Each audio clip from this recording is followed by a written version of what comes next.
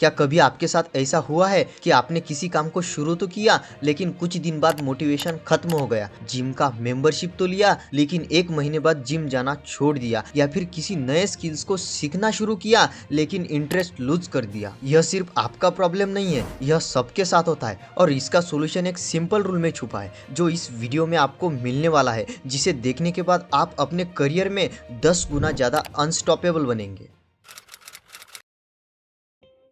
साल 1945 कैलिफोर्निया में एक मिडिल क्लास फैमिली में एक बच्चे का जन्म होता है। घर के हालातों के चलते वह बच्चा 10 साल की उम्र में यानी 1955 में कुछ छोटा मोटा काम करने का निर्णय लेता है। तभी वहां पर एक डिज्नीलैंड नाम के एक पार्क की ओपनिंग होती है। बच्चा वहां पहुंचता है और एक छोटे काम की मांग करता है। उस समय चाइल्ड लेबर लॉ काफी शिथिल थे, जिसके कारण डिज्नीलैंड में उसे आधे डॉलर के सैलरी पर गाइड बुक बेचने का काम मिल जाता है। एक साल के अंदर ही वह बच्चा डिज्नीलैंड के मैजिक शॉप में पहुंच जाता है। वहां पर उसे ज्यादा अनुभवी लोगों के साथ काम करने का मौका मिलता है। वह बच्चा वहां पर छोटे छोटे जोक्स के साथ मैजिक दिखाना शुरू करता है, लेकिन जल्दी उसे रियलाइज होता है कि उसका इंटरेस्ट मैजिक में नहीं बल्कि कॉमेडी में है। तो वह 11 साल का छोटा बच्चा दुनिया का मशहूर कॉमेडियन बनने का लक्ष्य बनाता है। आप उसका जज्बा तो देखिए, यह सुनकर किसी को भी उस पर दया आ जाएगी। लेकिन उसका सफर इतना आसान नहीं था, क्योंकि उस समय बड़े बड़े कॉमेडियंस ने पूरा मार्केट पहले ही कैप्चर कर रखा था और इसकी तो अभी शुरुआत ही हुई थी। यह बच्चा टीनेज की उम्र में लॉस एंजलिस के आसपास छोटे छोटे क्लबों में शो करना स्टार्ट करता है। उसके शो में लोग बहुत कम आते थे और जितने भी आते थे वो अपने दोस्तों के साथ शराब पीने में बिजी रहते थे और इसके तरफ कोई ध्यान भी नहीं देता था, जिसके कारण वह बच्चा मायूस हो जाता था, डिप्रेशन का शिकार हो जाता था। एक रात तो ऐसी थी कि उसके शो को देखने के लिए क्लब में खाली कुर्सियों के अलावा कोई भी नहीं था और इसके बावजूद वह बच्चा उस रात पूरा शो कंप्लीट करता है। काम इतना आसान नहीं था, क्योंकि कॉमेडी करना भीरू लोगों के वश की बात नहीं थी। शुरुआती समय में वह 2 मिनट से ज्यादा टिक नहीं पाता था। हाई स्कूल तक पहुंचते पहुंचते वह 5 मिनट तक का शो करने लगा। उम्र के 15 साल बीत चुके थे, वह लगातार शो कर रहा था, लेकिन उसे अभी भी उतना रिस्पांस नहीं मिल रहा था जितना वह चाहता था। लेकिन एक बात ऐसी थी जो उसे लगातार बेहतर बनाती जा रही थी और वह थी उसकी कंसिस्टेंसी। बाद में उसने शो को लंबा खींचने के लिए कुछ पोएम्स पढ़ना शुरू किया। 19 साल की उम्र में वह लगातार 20 मिनट तक का शो करने के काबिल हुआ। एक ही फील्ड में 15 साल काम करने के बाद वह लड़का बेहद मशहूर हुआ। उसके पॉपुलैरिटी का अंदाजा हम इस चीज से लगा सकते हैं कि ओहियो में उसके एक शो को देखने के लिए 18,695 लोग आए थे और न्यूयॉर्क में उसके 3 दिन के शो के 45,000 टिकट बिके थे। 45,000 यह नंबर उस जमाने में छोटा नहीं था।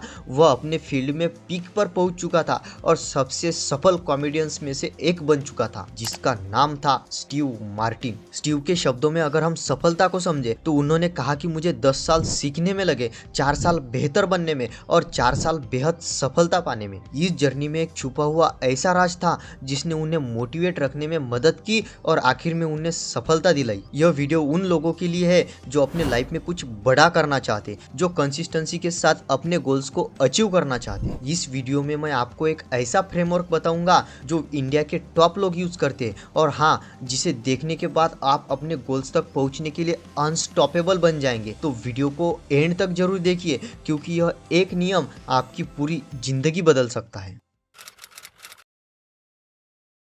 एटॉमिक हैबिट्स के ऑथर जेम्स क्लियर कहते हैं, जब मेरा बेसबॉल करियर खत्म हुआ तो मैं एक नए खेल की तलाश करने लगा। मैं वेट लिफ्टिंग के टीम में शामिल हो गया। एक दिन हमारे जिम में एक एलिट कोच आए। वे अपने लंबे करियर में हजारों प्लेयर्स के साथ काम कर चुके थे, जिनमें कुछ ओलंपिक्स भी शामिल थे। मैंने सबसे पहले मेरा परिचय दिया और बाद में उन्हें एक सवाल पूछा कि सर्वश्रेष्ठ खिलाड़ी और बाकी लोगों में क्या फर्क होता है। मैंने पूछा, सचमुच सफल लोग ऐसा क्या करते जो ज्यादातर लोग नहीं कर पाते। उन्होंने कई चीजें बताई, जैसे कि किस्मत, टैलेंट, जेनेटिक्स, लेकिन फिर उन्होंने एक ऐसी चीज बताई जिसकी मुझे जरा भी उम्मीद नहीं थी। उन्होंने कहा, किसी पॉइंट पर बात सिर्फ इतनी सी रह जाती है कि कौन हर दिन प्रैक्टिस करने की बोरियत को झेल सकता है। हर दिन की तरह एक ही काम बार बार करना और बार बार वही काम करते रहना। यह सोच वर्क कल्चर के बारे में अलग तरह की सोच को जन्म देती है, क्योंकि ज्यादातर लोग खेल, व्यवसाय, इनका संबंध लॉजिक के साथ नहीं बल्कि जोश के साथ जोड़ते। फॉर एग्जाम्पल, आप सचमुच इसे चाहते, सब जोश का मामला होता है। मुझे मालूम है आप इसे हासिल कर सकते, आप उसके काबिल है, और यह बातें सुनकर आपको लगता है कि सफल लोगों में जोश का यथा भंडार होता है, लेकिन वास्तव में वैसा नहीं है। सफल लोगों का मोटिवेशन भी और लोगों की तरह कम होता है। बस फर्क सिर्फ इतना होता है कि सफल सफल लोग बोरियत के बावजूद भी काम करने का तरीका खोज लेते हैं। इमेजिन करिए कि आप टेनिस खेल रहे हैं। अगर आप एक छोटे बच्चे के अगेंस्ट खेलेंगे तो आपको मजा नहीं आएगा, क्योंकि आप बार बार उसे हरा देंगे। और अगर आप रोगर फेडरर के अगेंस्ट खेलेंगे तो आप पर फ्रस्ट्रेशन हावी हो जाएगा, क्योंकि वह बार बार आपको हरा देगा। लेकिन अगर आप किसी ऐसे इंसान के अगेंस्ट खेलेंगे जो आपके बराबर का है, तो क्या होगा? आपका फोकस, आपकी एनर्जी, आपका मोटिवेशन सब पीक पर होगा। और इसी को कहते हैं जस्ट मैनेजेबल डिफिकल्टी, यानी ज्यादा मुश्किल भी नहीं और ज्यादा आसान भी नहीं, बस सही हो। जब हम अपने काम को इस बैलेंस पर रखते हैं तभी हम कंसिस्टेंसी के साथ प्रोग्रेस करते हैं।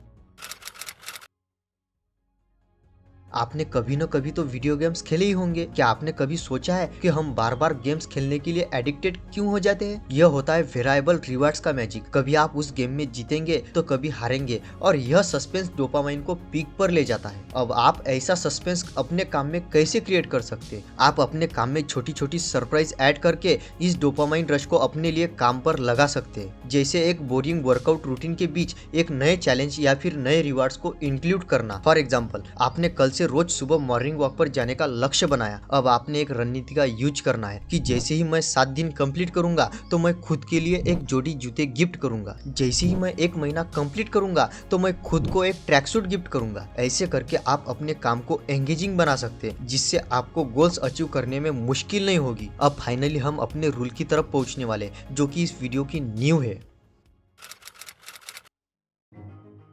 आपने कभी नोटिस किया है कि एक म्यूजिशियन या फिर एक एथलीट प्रैक्टिस करते वक्त कैसे अपने काम में लॉस्ट हो जाते हैं? इसी को कहते हैं फ्लो स्टेट। रिसर्च कहता है कि फ्लो स्टेट तब हासिल होता है जब आपका टास्क आपके एबिलिटी से 4% ज्यादा मुश्किल हो। इसका मतलब है कि आपको अपने डेली हैबिट्स में सिर्फ एक छोटा सा पुश चाहिए, एक मैनेजेबल चैलेंज चाहिए जो आपको एंगेज रखे और आपके प्रोग्रेस को अनस्टॉपेबल बनाए। गोल्डीलॉक्स रूल का सबसे बड़ा सीक्रेट यह है कि आपको बोरिंग चीजों से प्यार करना होगा, चाहे जिम हो, चाहे राइटिंग हो या हो मेडिटेशन। सबका असली प्रोग्रेस तब होता है जब आप कंसिस्टेंसी के साथ बोरिंग काम करने के लिए तैयार हो जाते हैं। आज के बाद अपने गोल्स के लिए सिर्फ तब काम मत करिए जब आपका मोटिवेशन हाई हो, बल्कि एक शेड्यूल बनाइए, उस पर टिके रहिए और गोल्डीलॉक रूल के साथ अपने सक्सेस का ब्लूप्रिंट क्रिएट कीजिए। अगर आप यहाँ तक देख रहे हैं तो आप सचमुच अपने लाइफ में कुछ बड़ा करना चाहते हैं, लेकिन एक चीज ऐसी है जो आपके टाइम को रोज दीमक की तरह खाती जा रही है और इसका आपको पता भी नहीं है। अगर आप उस चीज को अभी रोकना चाहते तो स्क्रीन पर दिख रही वीडियो पर अभी क्लिक करिए। चलिए तो मैं आपको वहां पर ही मिलता हूँ।